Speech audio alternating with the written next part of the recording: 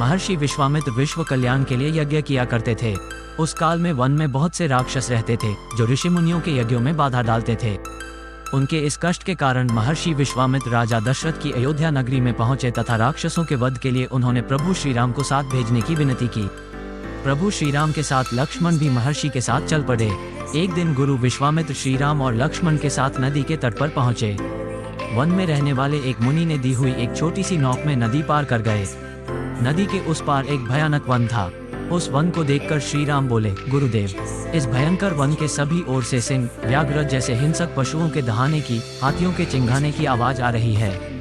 घनदाट वृक्षों के कारण सूर्य का प्रकाश भी वन के भीतर नहीं आ रहा है।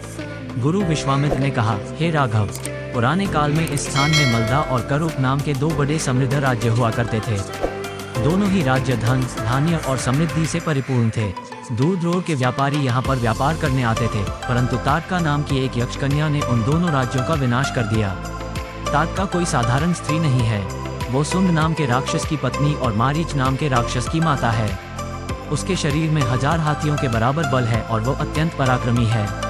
ताटका ने अपने पुत्र मारीच के साथ मिलकर यहाँ के सभी निवासियों को मारकर खा लिया। उनके भय से अब यहाँ दूर तक कोई मनुष्य दिखाई नहीं देता।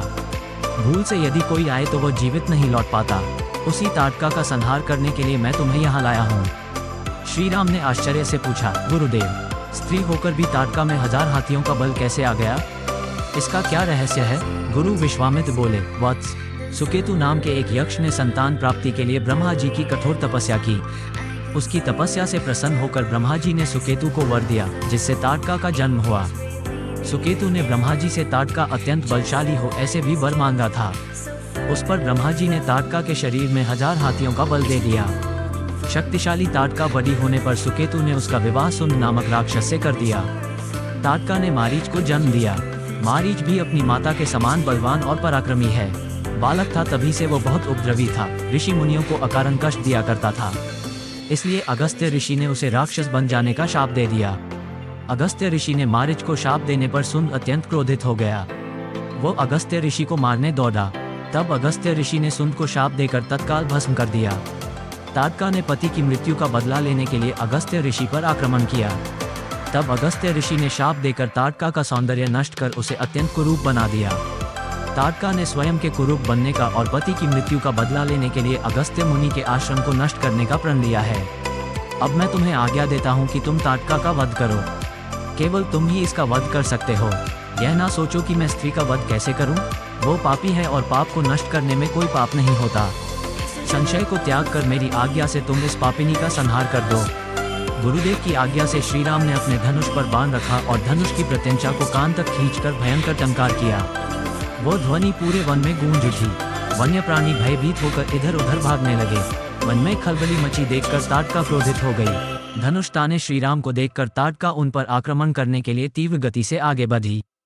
ताटका को अपनी ओर आते देखकर श्री राम ने लक्ष्मण से कहा, लक्ष्मण, ये राक्षसी बड़ी हिंसक है, तुम एक और सावधान होकर खड़े हो जाओ। विकराल ताटका बिजली के जैसी राम और लक्ष्मण पर अत्यंत गति से आक्रमण करे, इससे पहले ही श्री राम ने तीक्ष्ण बाण चलाकर ताटका का हृदय छलनी कर दिया। उसके शरीर से रक्त की धारा बहने लगी। वो पुनः आक्रमण करें इससे पहले ही श्री राम ने एक और बाण चला दिया, जिससे ताटका पीड़ा से चीखती हुई चक्कर खाकर भूमि पर गिर पड़ी।